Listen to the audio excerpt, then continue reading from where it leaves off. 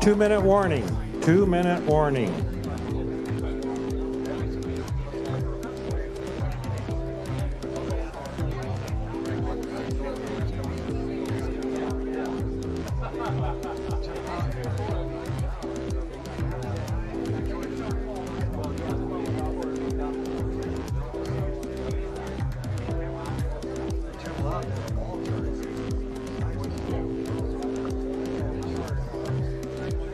Quick announcement before the talk. If you have a poster, if you could please take that down before banquet. So on your way back to get ready for banquet, that would be awesome.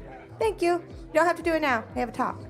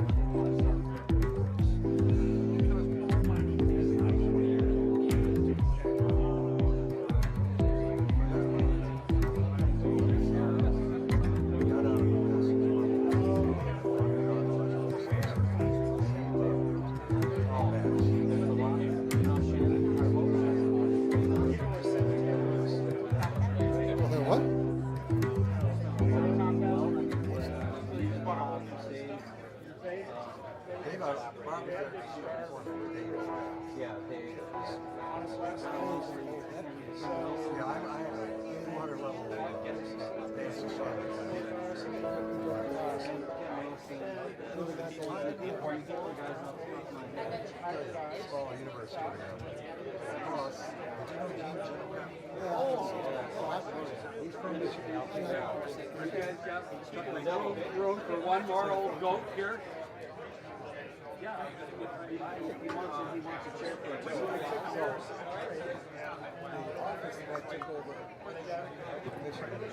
David Gray, who just got his PhD and went to Western Ontario.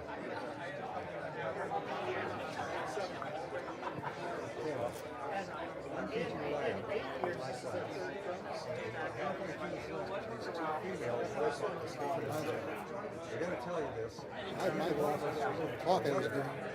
One of them said, my brother Gene Gentleman was president of GLPA at that time. Well, I'd like to welcome you to the update lecture. He's a PhD astronomer, and I took his desk over at Michigan.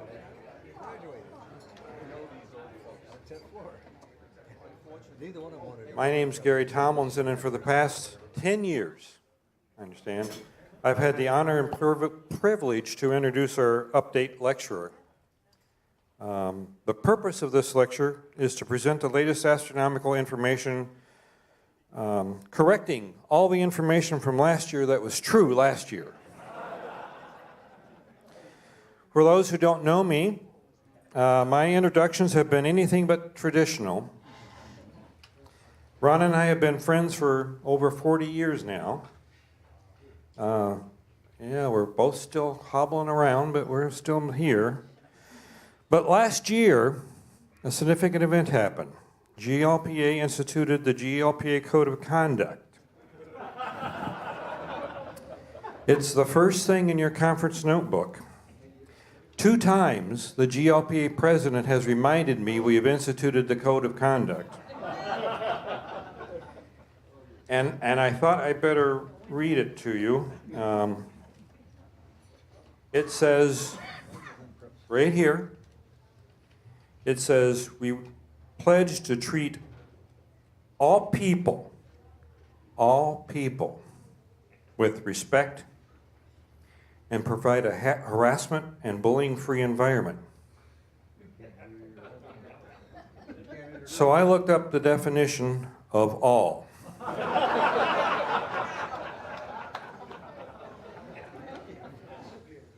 I'm tied. So then I looked up the definition of people. So I guess Ron marginally qualifies. And especially after this morning, it doesn't leave me many options other than to say, ladies and gentlemen, Dr. Ronald H. Kachuk.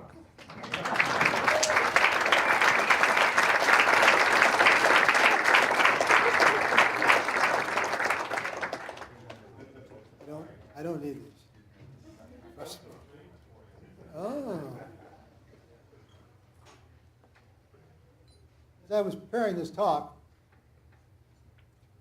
I seriously, at one point, getting, kind of frazzled and behind schedule and all that kind of stuff. Would anyone here know if I used the one from 3 years ago? Maybe the best of. As always, there was much too much to talk about. I wanted to cover all of it. Unless you wanted to be here for 3 to 4 hours. I'm not joking, because I threw out 80% of what I had clipped. And then I still had to compress, and in fact, I'm going to have to start going here pretty quickly. Still got too much to do. And I'm selective. I take things that A, have to interest me, very frankly, if I'm going to talk about it, but B, something I think that interests you and be useful to you, and particularly from the standpoint of dealing with the general public. The general public hears and sees things that gets them interested or excited, and it's not necessarily the thing that has any effect on a professional astronomer. So I have to kind of be careful. Let me start. Let me get going. I don't have time. I want to talk about a couple of people before I get too far into this. Jocelyn Bell Burnell finally got some recognition. In 1967, part of her dissertation, Cambridge, University, England, discovered pulsars, first pulsar, and had at least a little bit of trouble, so I'm told, with the grapevine, convincing her dissertation advisor, Anthony Hewish, that she actually found something significant. He said, no, what you're picking up, by the way, what she picked up was a click, click, click, about once a second. And the radio telescope she had built for the study she was doing. The radio telescope, by the way, consisted of a 1 acre or so area that was covered with chicken wire. Honest to God, that was the intent. It was the right one for what she was trying to do. But anyway, as you know, of course, we indeed had pulsars. The Nobel Prize went to her dissertation advisor. Back then, you don't give Nobel Prizes to a woman or a grad student. She was always very gracious about it, exceptionally so. Even though she had lots of people who told her she had a right to complain. What she won, though, just recently, was $1 million award, actually a $3 million award, from the Breakthrough Foundation. And in keeping with her character, giving it away. Helps students, especially underrepresented groups of students, succeed in science. That's cool. It really is. I don't know that I could be that gracious if that happened to me. I'd be complaining here. Of course, we all know Stephen Hawking. And any of us could talk for a long time about this. He passed away at age 76. He changed the way we look at black holes and think about black holes in marvelous ways. He had an incredible mind and an incredible disadvantage. See, he was a role model in many ways. Okay, let me go to a list. Number one's already sitting down, so we're through that. I was tempted to add you. But anyway, what I'm about to put up on bullet, this is legit. This is not a joke. It's going to look like it. A planet with 2 south magnetic poles, only 1 north pole. all you've ever taught electromagnetism, think about that for a minute. Wandering planets without a host star. Just floating around. A star that won't die. Clarify that. And this is the one you want to stay awake for at the very end. Galaxies without stars. You thought you knew the definition of a galaxy, didn't you? Hang on. Well, let's start close to home, the solar system.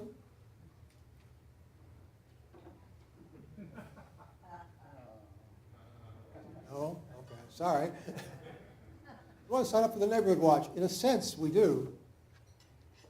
For the incoming asteroids and stuff. And in particular, as you know, we had this guy, which is interstellar. Amua. By the way, if you're Hawaiian, I apologize for the pronunciation. Otherwise, I said it perfectly. You heard all kinds of things about this one, that it was elongated. It was 8 times wider than it was width. I want you to know where that came from. There's no pictures of this. That's an artist's conception. It's from the light variation. This thing apparently is tumbling with about, I think it's an 8-hour period. And the light goes up about a factor of 8. So we're getting a width to that. We're figuring when it goes elongated ways towards us, we don't see as much area. We get less light, sunlight reflected to us than when it goes broadside. That's how they came up with that dimensions. By the way, there's other ways to do that. And any of us could think about that for a while, come up other way. True. They first thought this thing was an asteroid.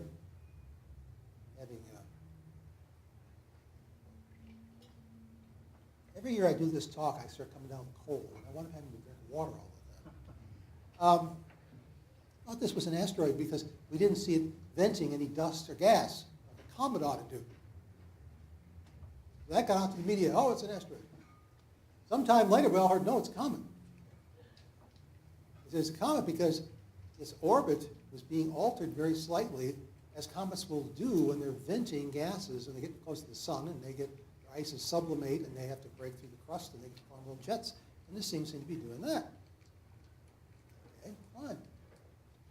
Then we heard, the last round as far as I know, no, it's probably an asteroid. Because if it was venting these little gas jets on the surface, like Halley's comets and others, enough to change the orbit, it would have also changed the spin. It would be speeding up. There's no way those jets would be exactly on the center of mass. They'd be off some distance, give it a lever arm, and spin this sucker around. How do we know it's interstellar? Well, you can figure out its orbit.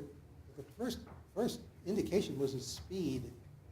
It came in with an enormous speed, clearly not bound to the sun. It was going to wrap around the sun and head back out. No way it was going to stop.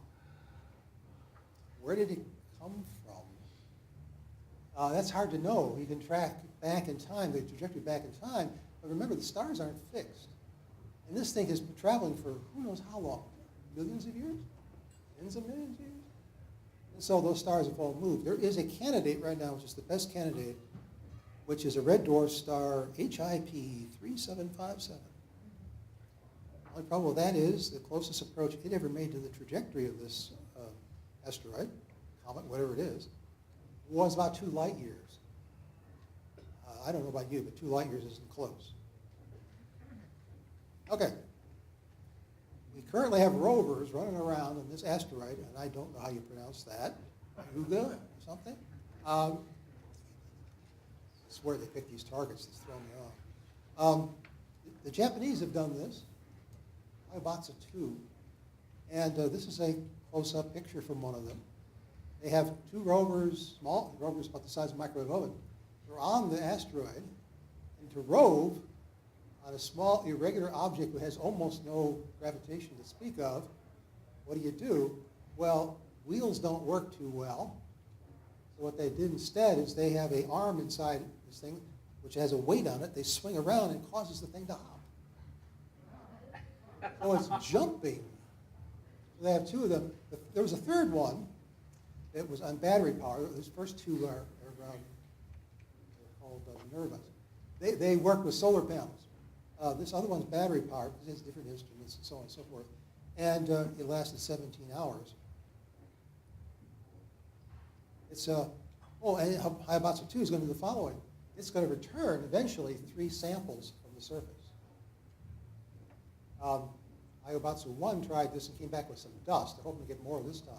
It literally changes orbit, drops down so close that it extends a funnel down to the surface and tracks some material.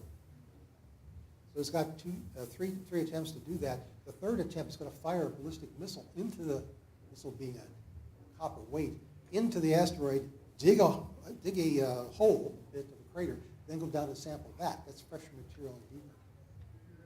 And then all this is coming back to Earth December 2020.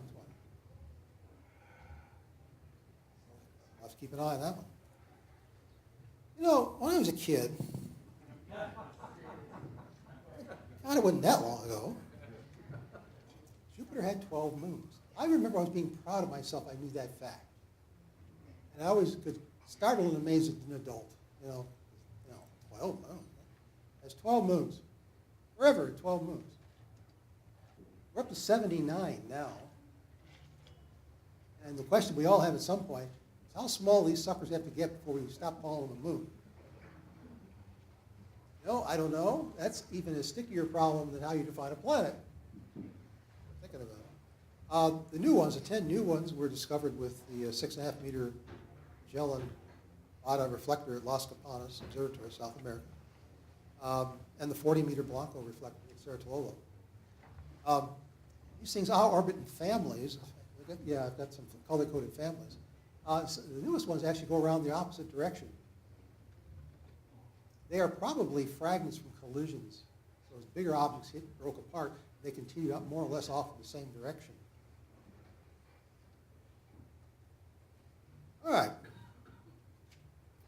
Stand by for weird magnetic field time. This is a picture of Jupiter. Magnetic field. As every textbook will tell you, it's bipolar magnetic field. Hogwash. I wish. From the distance we've been mapping it and seeing it, that's the way it looks.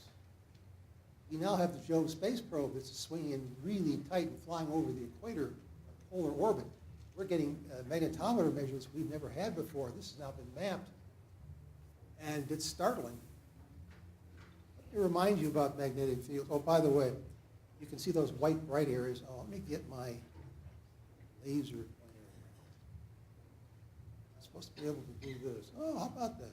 We've got these areas here and here. This bright area is actually a donut that goes around. It's trapped radiation. That's the reason all the spacecraft, including Galileo, that was orbiting this for years, stayed outside of that because they fry their electronics trying to cross through that. Whereas Jove, you might remember from last year, I talked about, it comes over out through here, it goes through the whole of the donut. It gets very close to Jupiter. Now, we talk about magnetic fields. This is the stuff we teach in physical science. We've got a little battery here, and we connect the wires, and this is a curl wire, and you sure enough get a dipole, or you get a bar magnet, you get the same kind of thing. Down on the Earth, we think we've got charged particles that are being moved around by the spinning Earth and, of course, convection as well. And this combination creates a magnetic field. All right. Now let's see what Jupiter looks like up close.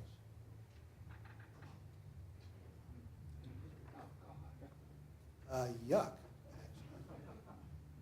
The North Pole, this entire area up here, and then the fuel lines come on down. They go 2 places, to a broad area in the south and to another spot near the equator. No, I don't know what's going on. We don't know. Oh, with the rotation. Yeah, it must. Anyway, magnetic fields aren't simple. In this case, of course, they're being created by electrical currents, which is actually gases. Remember, we got this metallic hydrogen stuff going on. And also, this is not coming from the core. We've already determined that. This is very shallow where it's being produced. all our ideas about magnifying planets have got really kicked in the behind over all this. We have a lake on Mars. And by lake, I mean a lake of liquid water. The Mars Express space probe, which orbits Mars, has an instrument on it called the MARIS, the Advanced Radar for Subsurface Ionosphere Sounding. It's just two booms, and they've got transmitters on them, and they beam radar down to the surface as they orbit, get the return echo. Because of the wavelength, this stuff can penetrate the surface, in some cases up to 5 kilometers, believe it or not. And that by the return echo, they can see things. What you see over here are some of these stripy things. Those are different passes over this spot, which is near the South Pole. There's the ice pack down there. And what you see here is there's one spot where you get strong reflection, color-coded blue. You also get some spectral information from that of what might it be. Liquid water. That's quite a trick because it's probably about 60 below zero there. Well, you can get away with it with salty water. There's more another cross section. Mine is by the depth of that's 1,500 meters. So, if you can make the water really, really, really salty, it can stay liquid. Mix something in with salts, obviously. Well, Mars got all kinds of salts. It's not a problem. Now, on the surfaces, we're seeing water. Water ice. This is the clearest evidence yet. Now, this image you're seeing, the blue, is color-coded enhanced to mark the location. This is from orbiters. There are sites, several sites, and they're not near the pole, really. They're like latitude 50-ish, where we're seeing these, both north and south hemispheres. And this is being exposed. We think with time, the ice is sublimate, the rock embedded in it falls away, and this eats away into the interior. This is not something that comes and goes with seasons. This is there all the time. And of course, we've got one working rover, and it's, as you've probably heard, discovered organic compounds on Mars. Organic compounds involve carbon, obviously. What gets people excited is they go hand in hand with life. Not that it tells you there's life, but if we never found the organic compounds, it would probably tell us there wasn't any, or even in the past. This particular area was an ancient lake. It looks like it has all the conditions that once upon a time would have supported life. Of course, opportunity, that one's curiosity. Opportunity, not doing well. It may be dead. The dust storm completely covered over the solar panels. Solar panels weren't actually to make it run. They were to make it charge the batteries. Batteries were critical to keep the heaters on during Martian night. Because if the thing gets too cold, then it warms up somewhat in the daytime, those circuit cards, all comes back to electronics, crack. That was the critical thing, was to make sure these things never got too cold. Hard to believe it hasn't happened, but it's not responding. It could be because it's not charged enough yet, because there's so much dust covering this thing, or it's just dead. Time will tell. When we talk about water, for years, I thought I was doing the right thing, that the moon was stone cold dry. Absolutely. I got that from the lunar samples brought back by the Apollo astronauts. And all that was done, well, that conclusion they drew on those samples was an error. Now, no. You know, scientists, by the way, are humans. They make all the same mistakes all humans make. They came in with a preconceived idea, and people were analyzing it, and when they got signs that there might be some trapped moisture, they said, obviously it was contaminated. That's what happened. They would have known decades ago about the water on Mars, if they had, on Moon rather, if they had just not jumped to the wrong conclusion too soon. And then you see the image there, we got the polar regions, the South Pole and the North Pole, South Pole on the left. And the areas that are speckled kind of bluish. That's where water ice has been detected from orbit. And I mean it's on the surface, or matter a few centimeters down, help yourself. It's in craters that are always, the bottoms of craters they don't get any sunlight. So they're always cold, super cold. If you put ice out on the moon, any place else where sun is, it will sublimate. There's a considerable amount of ice. We're now willing to bet, at least many people are, that if you want to know where you're going to find life in the solar system other than Earth, maybe here in Sullivan's. Putting higher marks on this than we do Mars right now. I'm not talking about life once upon a time, I'm talking about life now. It's an amazing place. Well, which I think you all know, it tends to have these geysers. Galileo probe actually flew through that, analyzed it. Water. Well, water ice, actually, because it freezes as it comes out of those geysers at the surface. But it's not new. What is new is further analysis of all that information turns out that some of the stuff that picked up in the water were organic molecules that were extremely complex, like atomic mass units 200. Much more complex than methane, for instance. That's the kind of thing life does.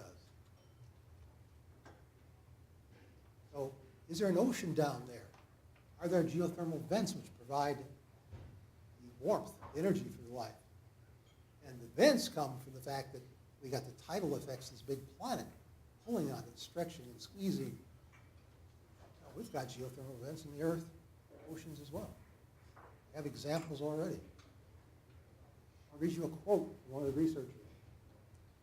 I should have put this on the screen. Complex organic molecules emanating from its liquid water and ocean, this moon is the only body besides the Earth known to simultaneously satisfy all the basic requirements for life as we know it. That's a really powerful statement to think about. Onto Enceladus. Oh, you remember the hexagon at the North Pole of Saturn? Okay, here's the funny thing. It's only at one pole, the North Pole. And what's happened over the last few months, I don't have a way to point this out, I don't have an illustration, but because of seasonal changes, there's now sunlight hitting some of the atmosphere above the planet at higher levels. And they've been watching the motions of this with Doppler imaging and things. Guess what? The hexagon pattern goes all the way up for at least 200 miles. And no, we don't know why it's doing that. We have something going on in the troposphere which is affecting the stratosphere. That's supposed to happen. Well, not the Earth. Okay. Let's see if this is going to work on your screen. I hope so. Oh, yeah, there we go. Two pictures were blinking back and forth. This is just a few hours apart. And we've got a moving object. That's how you can pick them out. If something moves like that, it's part of the solar system. This is called 215. In other words, the year it was discovered. TG387. Oh, I'm not going to remember that. So we have a nickname for it.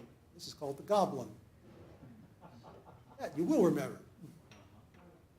What's important about this thing is its orbit. It goes way out. It goes to the inner edge of the Oort cloud. I don't know if you can see this or not, but the little hazy area in here, that's the Kuiper belt. I mean, this is amazing. Sedna, we used to think that was far out.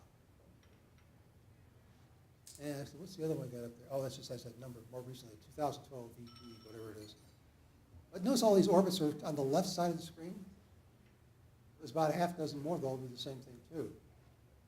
And this is what's led to the discussion, search actually, for Planet 9. Because Those orbits just don't do that randomly over time. They will just randomize. The orbits precess. They don't stay all pointed in one side. That just doesn't happen. Unless there's something gravitationally that's encouraging it, shall we say. And so the thought is Planet 9 is off to the right here, way off your screen, and it has a mass that's significant, many times the mass of the Earth. It may be 700 AU from the sun.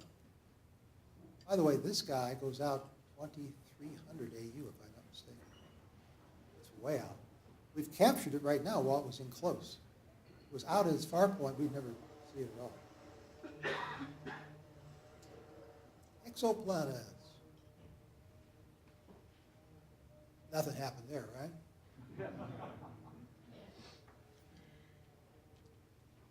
It's interesting that I'm at a stage now, new discovery. I say, oh, it's just another planet. Yeah, that's not even that important. It is. I can just swat at another mosquito. It doesn't seem to mean a whole lot. The fact that that happens so fast is amazing. There is a contention based on models that super Earths, which you have to be careful with that definition because people define it in different ways and don't warn you. Planets that are larger than the Earth, but not as big as, say, Neptune. Neptune's fine. Large part of them have tremendous amounts of water. Tremendous amount. This is based on models, looking at the sizes and density. Oh, one other thing I'll warn you about. When you talk about this kind of stuff, you'll see in the media or literature, talk about planet sizes. Now, most of the time, when astronomers say size or gets quoted about size, we're talking about mass. This is the one time where we're not. We're talking about size, width, really are. That's what we're looking at, because we get the size directly from transits. So that's what we've been using. Anyway, get what I was saying, that there are models of this thing, try to mimic size and measure density. What's the composition? Some of these by weight are going to be 50% water. The Earth by weight is 0.02% water. In fact, there could be some of these things which are nothing but water. Oh, and by the way, a number of those are in habitable zones, by the way. Then we have planets that aren't doing what they're supposed to at all.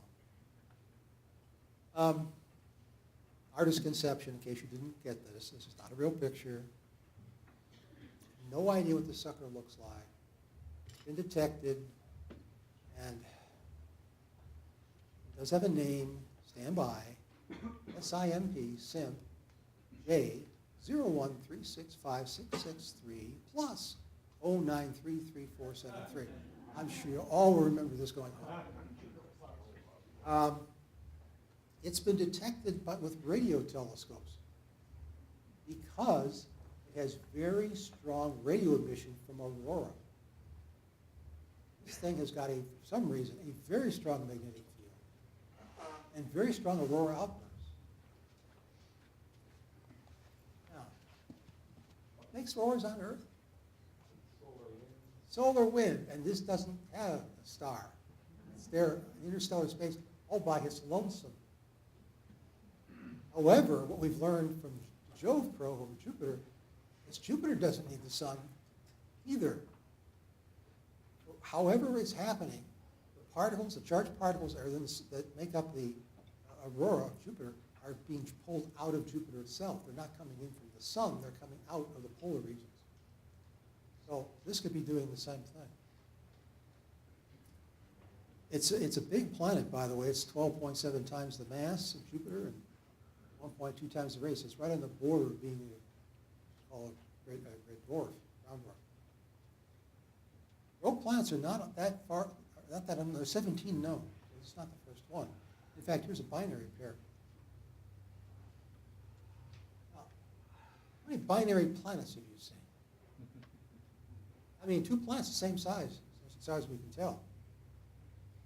Certainly don't have that in the solar system. You get all kinds of questions about how could that be.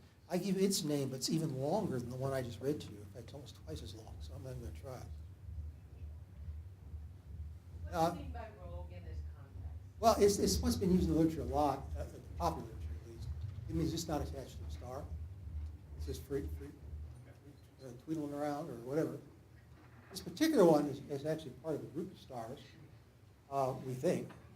TW Hydrae Association. I forget how many stars are in that group.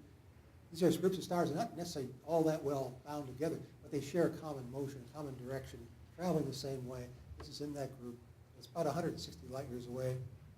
Binary separation is about 4 astronomical units. Each component is about, since they're orbiting, you get the mass, about 3.7 Jupiters.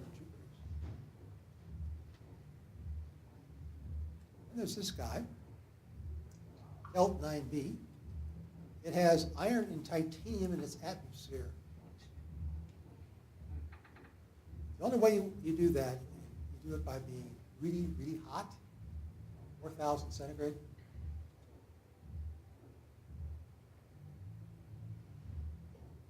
Probably one of the cooler pictures of the year is this one. This little bright spot there is a forming planet. This is the disk around the star from which it's forming. It's cleared out a hole in this area. In fact, to make it glow requires energy. The energy is coming from accretion, matter falling in. And from the energy of the light, we got an idea of the rate. Does it make sense? It does indeed. It's coming in at about 10 millionths of a Jupiter's mass per year. It's growing. Never seen this before. More cool things are going to happen with exoplanets because TESS is operational. And I don't have too much to say about it, except this is the successor to Kepler. The big difference is this one can point all over the sky. Kepler was locked into one area at a time. Had been the area from Cygnus, as you know, for 6 years or so. Then it went to the K2 mission where it went along the ecliptic. Now it's, as you may know, is in safe mode basically because it's run out of, at the end of its life. Try to conserve the fuel they use for pointing. TESS doesn't have those restrictions. They can point anywhere in the sky. The difference will be it's going to go for brighter, closer stars. Kepler went really quite faint. This one don't. And so we're going to have, and it can, target places, but it's going to map the whole sky. The whole sky. And it's already found 2 exoplanets. Did we find, or did somebody find an exo? First one. The media's already decided it's true.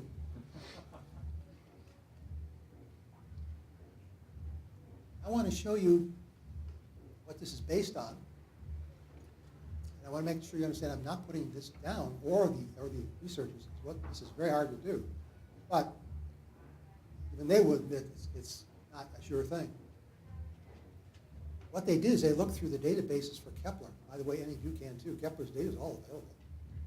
And they were looking through the data, looking at transits, one in particular, and did they see any sign of that transiting object having a companion also blocking some light? Less so. It would be smaller, like you see in this artist's conception. Here we go. Oops. There we go. Okay, these are all transits. Let's look at the bottom 3 here. This illustration in the original paper had to do with how they were processing the data and taking out trends and stuff. And the only thing I really want you to look at is this one. Here's the transit. And then when the light goes down, this is brightness versus time. The light goes down because the planet is coming across. So it drops us down about 1% or so in brightness. And then it travels all the way across the star and then comes out again. But then it looks like it goes down again. Notice this little dips here and here as well. Now, that's what it's all based on. Remember, the vertical bars are the uncertainty, the error bar. So when you have an error bar, it means the measurement really could be at the top end of that bar or the bottom of the bar. It looks like overall, you get an average. These are a little bit lower, but well, you better figure out this level perfectly before you conclude that. The trouble is, what they're trying to do, even with Kepler, it's a really hard thing to do because moons are small. This time the moon is estimated to be the size of Neptune. Big for a moon. I'll show you another example. This is time again versus brightness. So let me come back to the end of the transit. Here's where the light comes back up as the planet finishes going across from the star, and the level comes up to here. While it was transiting, the level was down here. Now, the other half over here should be a mirror image. It's not a mirror image. It's almost too depressed in this area compared to over there, and the bottom is a little bit dimmer. Well, it turns out you could get that amount of dimming if you had a moon about the size of Neptune. Oh, one big difference. State is mine. This is one I'm looking at. And while I was talking to a class about it, I looked at the screen and I said, it's weird. I've seen other transits on this system, and that's not a normal feature. So, I run to the media and say I have a moon. Am I sure?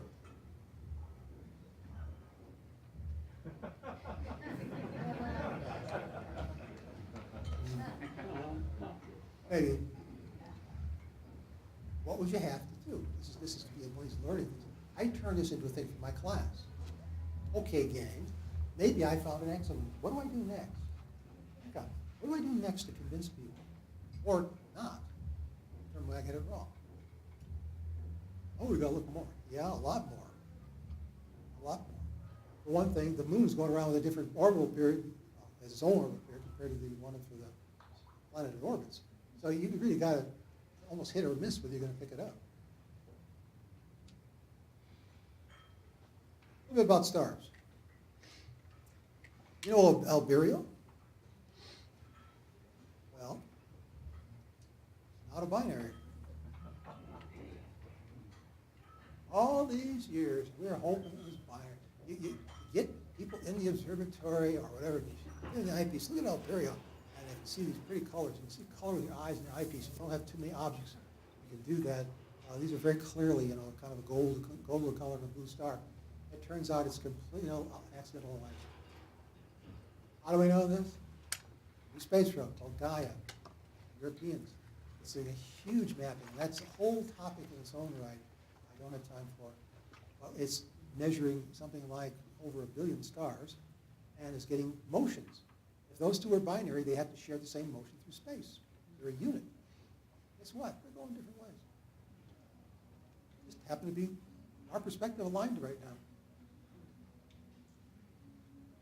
Last year, I told you about a pair of stars that are going to explode in 2022. Yep. What was happening was these two stars, which are already in contact binary, were getting closer and closer together. By the way, contact binary is not the least bit controversial. These are well established. But these things were losing angular momentum, producing gravitational radiation, we would presume. And they're spinning together, and the rate, and they could see that because the period was getting quicker. They were getting closer, like a egg beater speeding up. And so all you had to do is time the orbital period it was picking up. And so you could make a prediction when they would come together and go boom. So we all got excited about this. I mean, a lot of projects, a lot of observing got started, a lot of students got into this. The trouble is, a grad student looked at this again from San Diego State and discovered there was a screw up in the paper. Not their paper, but the paper that those original researchers quoted. See, what you need are time schedules where people have seen eclipses of this eclipsing binary, so you can time things out. There was a typo, of all things. There was a preprint draft, then there was the published paper, and they didn't have the same numbers. This happens. You correct the typo, it's doing just fine, thank you. It's going to go around forever. There was Tabby's star, you probably remember this one. This is one that had alien megastructures around it and all that kind of stuff.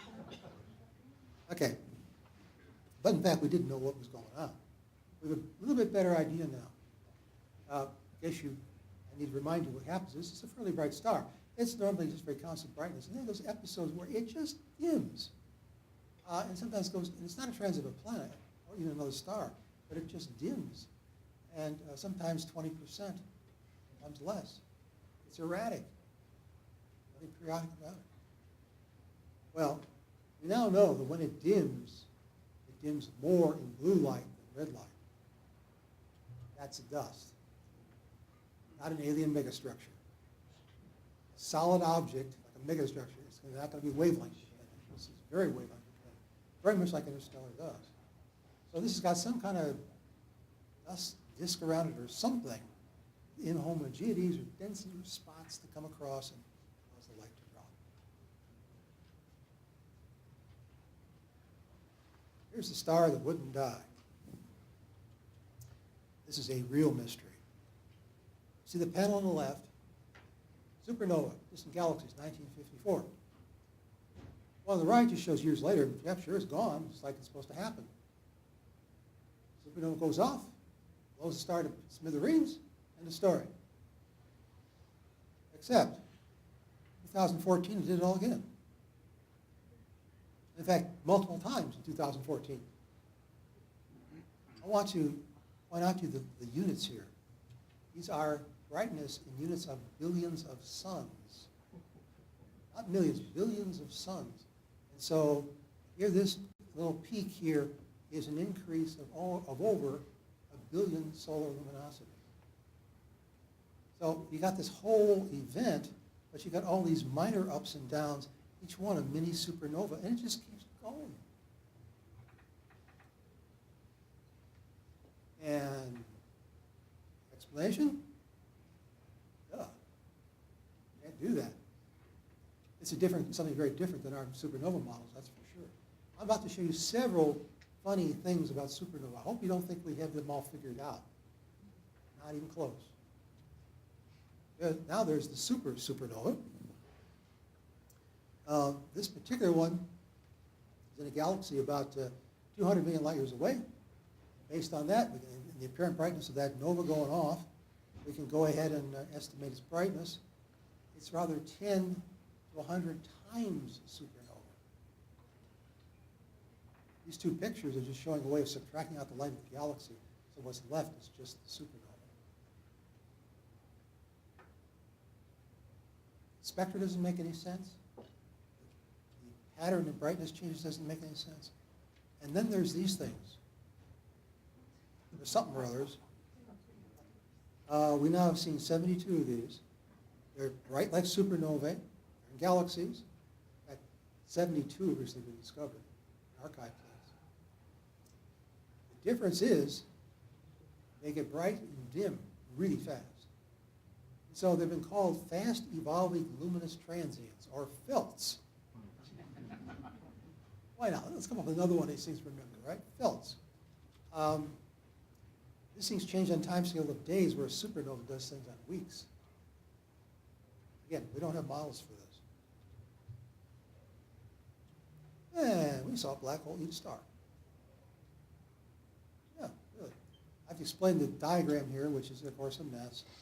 Here's an actual picture from Hubble of colliding galaxies. We've got a little area here that they enlarge, and then we have an artist go nuts and draw this for us. Idea of this star here is getting pulled away, teared apart, torn apart, spinning around, making the accretion disk in a jet. All right, everything in the box is questionable. We don't know. Watch the animation I'm about to run. This is actual data. Time's going by. Right away, notice how it starts to elongate. It gets to the end there, elongates. I think those are the jets being produced by the heating of the star. This is in a massive black hole in a galaxy, I forgot to tell you. There's the outburst.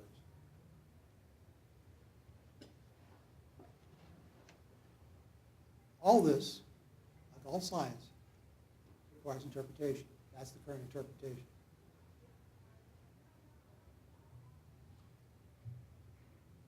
history's been made this year. We now have something called multi-messenger astronomy or multi-messenger science, because multi-messenger is the key here. And this comes about, number one, the first example here is gravitational waves. As an astronomer, I have a project to do. Well, I've got optical telescopes at my disposal. I can put in and ask for time in radio telescopes. I can sometimes ask for time or at least data from X-ray telescopes or gamma ray telescopes. In other words, but everything I'm asking for is part of the electromagnetic spectrum.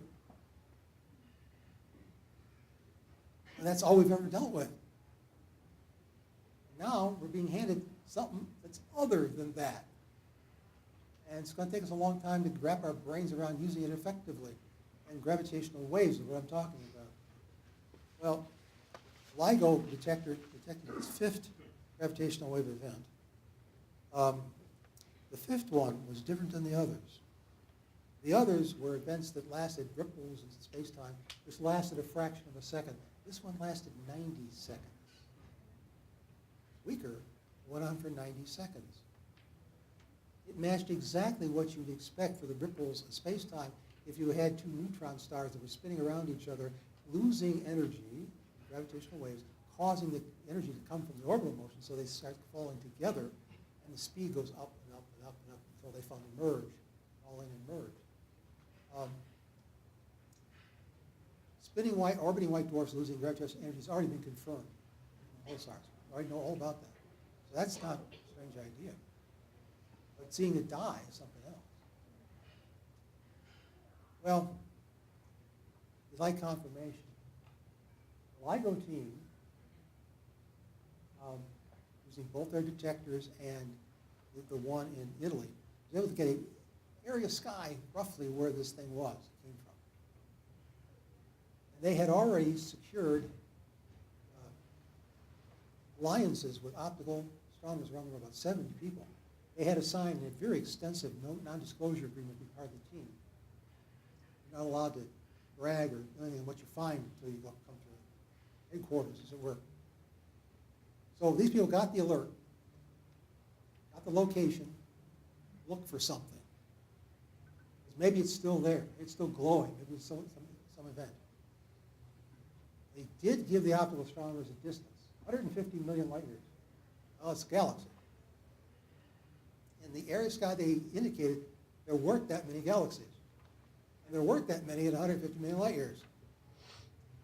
This one is, and it had an outburst. That dot there, which is highlighted by shading it dark, I don't know why they did that, wasn't there in the earlier pictures. This site has been surveyed. And that little dot is possible to get spectrum.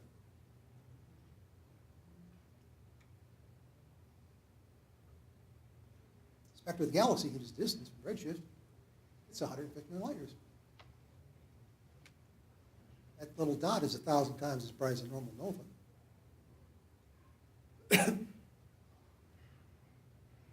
So, and there was a gamma ray burst at the same time, the same location. Gamma ray burst has been a mystery for decades, what they really were. Oh, once a day there's just a gamma ray burst somewhere in the sky. Now, no. Neutron stars. Why? It's confirmed. These kind of mergers produce a lot of heavy metals. I'm talking about the nuclear processes that happen at these high temperatures. In fact, it's kind of important because you all know that all the heavy elements, all the elements come from stars. And we often just say from supernova. There's a little bit of baggage maybe you didn't know about. It's not perfect. The highest atomic weight molecules, atoms, in fact, aren't properly accounted for by supernova. They are if you have neutron stars. So this little event confirms that the majority of the heavy elements with masses higher than iron were produced by neutron star collisions. In fact, this event produced enough gold, it's pure gold, 10 times the mass of the moon. This is how I get Congress interested. You must fund astronomy. One last thought on all this. These two stars, we now know their masses from the gravitational wave data. They were about 1.5 early. 1.48 and 1.26 solar masses. You add that together, allow for a little bit of mass loss, you get a final object. Once it merged, it'd be about 2.7 solar masses. And the question is, what is that? It's too massive to be a neutron star by understanding of neutron star limits. Yet, that'd be the least massive black hole. So what did it make? Black hole? Or a weird neutron star or something else? Multi-messenger astronomy. What was used was things from the electromagnetic spectrum, visible light, gamma rays, and of course, gravitational waves. Example 2, very quickly. This is a thing called the ice cube detector. It's in the South Pole. And in fact, Michigan State's involved in this, if I remember right. There are underground detectors, most of the detectors in the ice underneath it. And the idea is they can detect neutrinos, these really subatomic particles which don't usually interact with anything and go through light years of lead and all that kind of stuff on average. They're produced by energetic events. But anyway, the idea here was to see if you detect neutrinos and figure out where they're coming from in space. Make a long story short, running out of time, they detected one. I did say one. This one stupid neutrino's got a number, a name. Maybe you can buy adoption papers or something. I have no idea. What they were able to do, though, is get some directionality on it when it came in, back up to the sky. Okay, optical astronomers, search around there, tell us anything's goofy going on. Sure enough, there was a galaxy that had a massive black hole, and there was an outburst. I mean, matched up perfectly. So, here's the press release picture. I put it in there. Yeah, so we all laugh at this because we know how. Obviously, we cheat on scale all the time. We have to. No, come on. This is highway robbery. I mean, the average person looks at that as to conclude that aliens attack. And sure enough, there's the mothership right here, and it's down there evaporating the South Pole. And that's why the oceans are rising. Anyway, we got to be careful with illustrations. Otherwise, fine piece of science. But, oh my goodness. You may have heard we've tested general relativity. Of all things using a black hole, of all things using the black hole that belongs to us, the one in the center of our galaxy. The key to this was the European VLT, a very large telescope. It's actually 4 8-meter telescopes, and they are combined through these underground pipelines, and they actually combine their light. It's an interferometer. They can go much better resolution. And they can work in the infrared. They have infrared cameras, which is critical. If you want to look toward the center of our galaxy, you've got to go along wavelengths. Visible light doesn't come through. Too much interstellar does. So you've got to use infrared or radio or whatever. Also, these are still on the ground. They're still looking through the atmosphere. Even the atmosphere above Chile is turbulent. So you have to use adaptive optics. I think this will run automatically. You can watch this change, that piece of sky changing. That turned on and off. This is the case that you shoot the laser beam up in the sky and they get a floating star, they monitor it, and they can then correct the image below. Isn't that amazing? So now what you do, you take this, you have your infrared camera, taking pictures like this, you look and see all the way to the galactic center, and then you take pictures for 26 years. not joking, that's what's been done. UCLA group you're talking about? No, this is mostly the European. UCLA does it too, but they've been surpassed, I think, by the group in Europe. European Southern Observatory. Well, you may have seen this already. Let's see if it plays the way it's supposed to.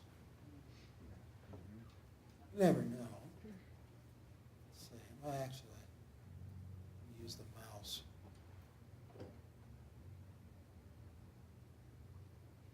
And it always takes a while to start. This is actually a trip into the center of the galaxy, and the European Southern Observatory provided this in full dome, by the way. And that actually works. This isn't going.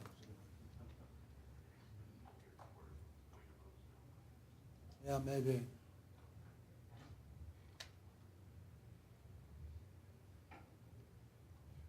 drives me crazy. I tested it before you came in.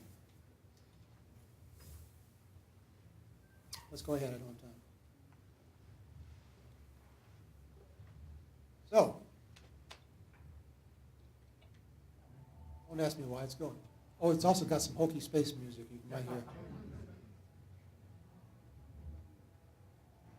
Now, this is mostly just enlarging the view. They get to a certain point, though, they have to switch to infrared because there's no visible picture left. Photons didn't get through. It's about at this point, a little later, we switch over to infrared. Remember, we've got to go 26,000 light years. So be patient.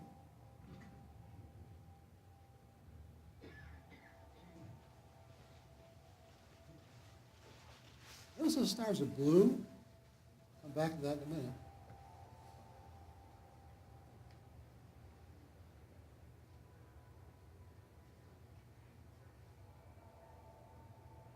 Here's the actual data. This is 26 years of those stars moving around.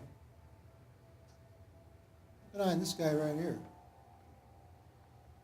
They're all going around a point about there.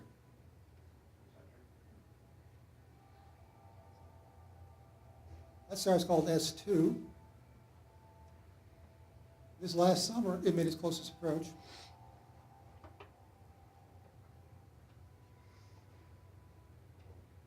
It got within 17 light hours of the black hole.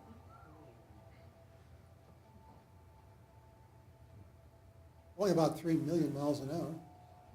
We back out again. Notice those blue stars.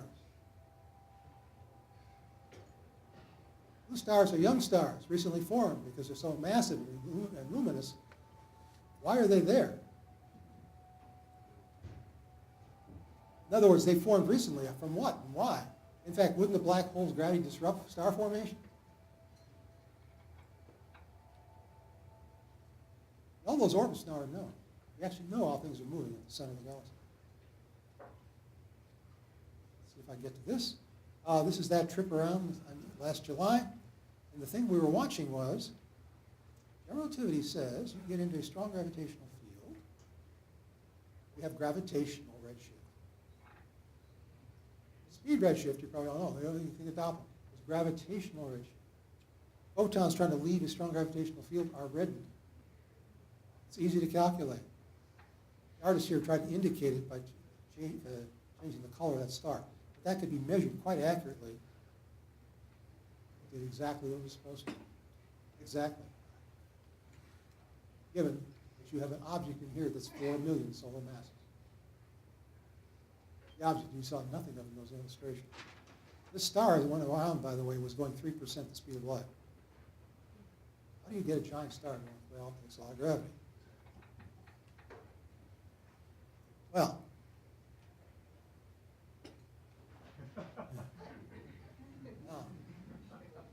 in the universe, there was nothing to make alcohol. All you had was hydrogen and helium. Very boring. The universe, we're now really, again, years back, not that many years back, we always thought we could learn things about the universe history by looking deeper and deeper into space, because you're looking further and further back in time. So obviously, as we go deeper, things all look different. And I remember just even when I was in grad school, this frustration that the pictures kept looking the same. Galaxies looked, well, they're getting smaller and dimmer and fuzzy, but they look like the same thing. We didn't see any differences. It's only in more recent years, bigger telescopes, you can see a difference. This particular image here is the deepest spectroscopic survey ever done. This is a section of the Hubble Deep Field. And the European Space Observatory used their very large telescope. They have a spectrograph called MUSE. It's another long story, but it's an amazing machine. It can give you a spectrum of every pixel. Down to the pixel level. You want a spectrum? You get one. It's amazing. What they measured was the spectra of 1,600 galaxies. They discovered 72 new ones that Hubble didn't detect.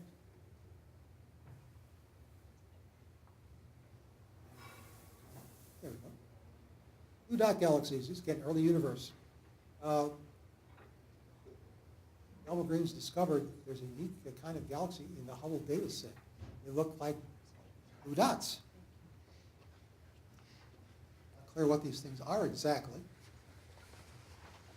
They're like almost no point sources. They're a few hundred light years across, not full galaxy, at least not by our standards. The gas content outweighs the matter content of the galaxy, the star content by a factor of 5. It almost looks more like they're forming globular clusters. Then we got this guy. These things are spinning. We didn't think, if we look further back in time, you're going to find organization to things so early. Because it should be very chaotic. Stuff's falling. In other words, you got a big bang, you got a hot universe, a lot of hydrogen helium formed. But it's got to cool enough and be enough, even enough that local spots of gravity are strong enough to pull things together, and stuff's going to collapse at very high speeds, and it's going to be a mess for a while. You're not going to have pretty things forming immediately. Well, I guess we're wrong. These things show obviously that they're spinning. They already have the spinning of a spiral galaxy. Then we get to this. Galaxies with no stars. Now, if you have an early universe, not that big bang, and things are cooling down, and cooling down enough that matter can start being pulled together, you might have clumps of mostly hydrogen and helium come together first, maybe galaxy-sized clumps, but the stars didn't get a chance to form yet. One model predicted that. How would you ever, by the way, we call these dark galaxies? How would I ever see them? That's how it was done. The center of that picture is a quasar, and those blue circles are marking dark galaxies around it. And they're noticeable. Not in that picture, but they're noticeable because the quasar is causing the gases in those clumps to fluoresce. So by the fluorescent emission, Lyman alpha in particular, emission line, you can find these big clumps of gas in the universe. You can get their distance from the galaxy. You have a lot of problem with the early universe having really big black holes. They're supposed to take a long time to form because, well, it takes a long time to pull stuff together. Nature didn't pay attention to us. When you detect a quasar, that's a massive black hole in the center of the galaxy. This particular one they're discovered this year has a redshift of 7.5, corresponds to the time 695 million years after the Big Bang. We thought this always took billions of years to happen.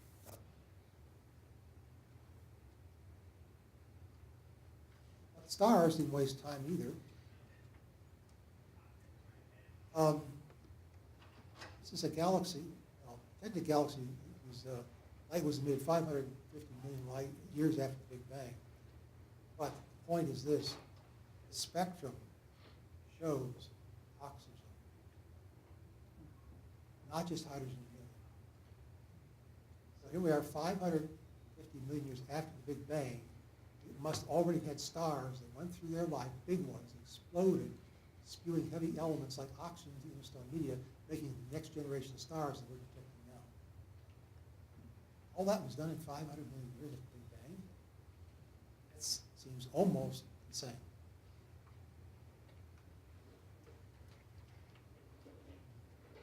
You can get out. No, go ahead. Go ahead, okay. I want to end with this. This is, I like this picture because I took it. not so much I took it, I just remembered that night sitting there. This is in the mountains of Chile, at Saratoga International Observatory, here American Observatory. And this is just sitting on a deck. Shell and I had a house they let us have. And we just put some lawn chairs out on the deck and wow. There's the Southern Milky Way. There's the Southern Cross. Excuse me, but yeah. I'm having trouble with this little screen, I get lost. There's Alpha Centauri right there. Down here you can see the top of a building. I don't know if you can see it, I can't. That light on that house is all starlight. All there was. Oh, that's the Eta Carinae Nebula up here. There's a big star that's going to go supernova soon. Whatever soon means. But people all through human history have looked at scenes like this, asked all those questions we talk about. It sounds like I'm being corny on you. But think about it. All the cool stuff I was just telling you about was built on things that people had done before to build up some understanding. People who froze their tails off at telescopes. How about that? 13 below Cape Peak one night. So we can just little by little by little put this together. And then us planetariums, I'm part of that group too, have the honor, the ability to tell people about it. This is cool stuff by people who really worked very hard. It's a cool story. When I can, I like to bring in the story of the individual people. Where I can. We have a cool thing we do, gang.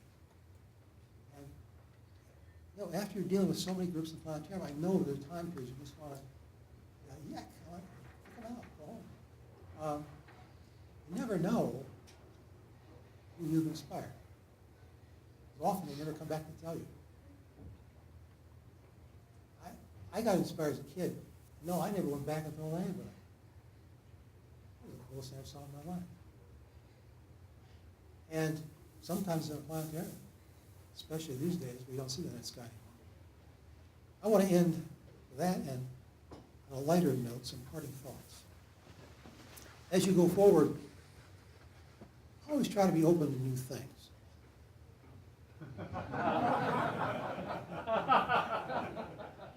I mean, what could go wrong? I sometimes personally treat deadlines as if they're optional, in university in particular. Well, they're not always optional. You have to sometimes be a little bit more careful about it.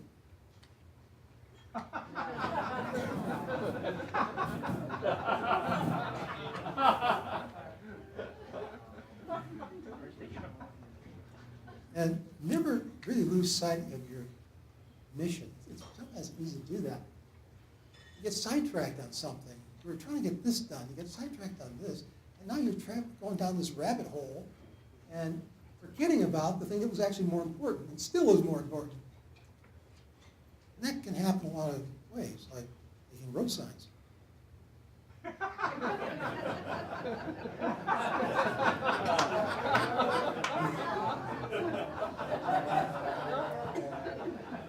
I think most of you saw it, guys. Also, the bridge ahead is out. Well, thank you. This has been a lot of fun.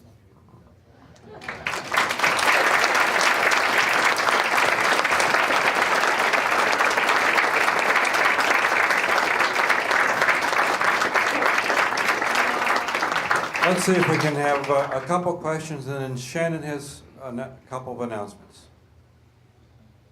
Wait, I'll bring the microphone back. Come to the microphone. Just a quick question about that star S2 in the middle of our galaxy. Do you have just a best guess? Will it ever go into the black hole? And if so, when? Next week? No, I don't think so. Eventually, the orbit will decay. That's just the way things work. Right. And it's going to be probably a long time scale. I have not seen a number on that. I think most people are a little hesitant to guess because you don't just have the black hole effect. When it goes to this outer orbit, now it's feeling the tugs of all those other stars around it. It's an in-body problem. So they treat that with a lot of caution. It will fall in.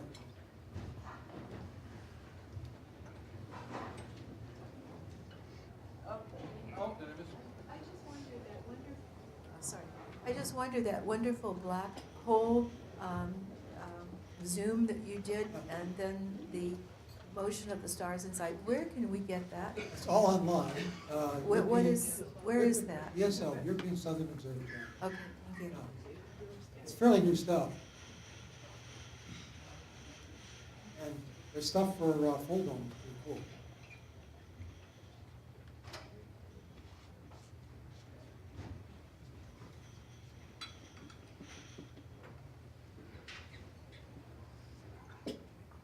I like asking you what was your favorite, but this time I'll give a twist.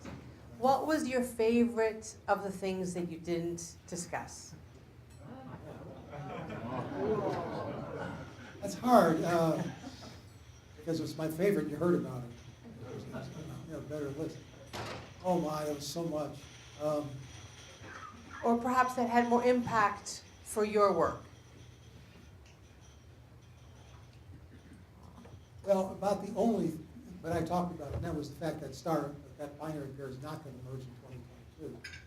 I was almost going to sick some students on that project. I'm glad I didn't. The light curve is looking a little weird, so I thought maybe it's going to happen. You know, that's real science. I've got a group of 5 students who joined me this fall with the idea they're going to discover an exoplanet. I tried to, you want to encourage them to not false hope. What they learned was, yeah, we have a lot of time on a lot of telescopes, and it tends to get cloudy a lot. And I think we've only got one night of data. And I said, well, that's going to happen. Even though these are really, really good sites, they still connect to cloudy weather. It's just the Earth. But I like cultivating that kind of community. You do too. All right, well, thank you very much.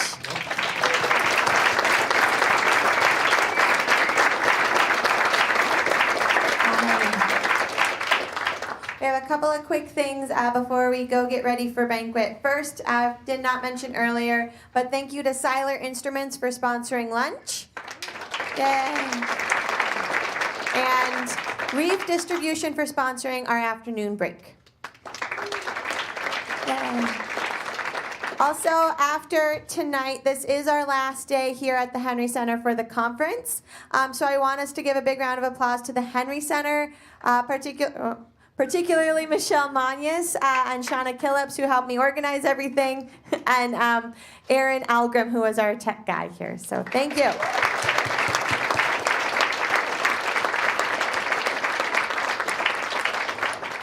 Right, and because this is our last day at the Henry Center, tomorrow we're all at the Abrams Planetarium and on campus, so we are asking as many people as possible to drive down there. Parking is free and ample on the weekends when there's not a football game. So please carpool or drive down there. We do have one bus leaving from Candlewood at 8:15 tomorrow morning, which will seat up to 56 people. They will make a second trip if need be as well. So, but otherwise, see you guys there tomorrow and at banquet tonight. Now go get ready.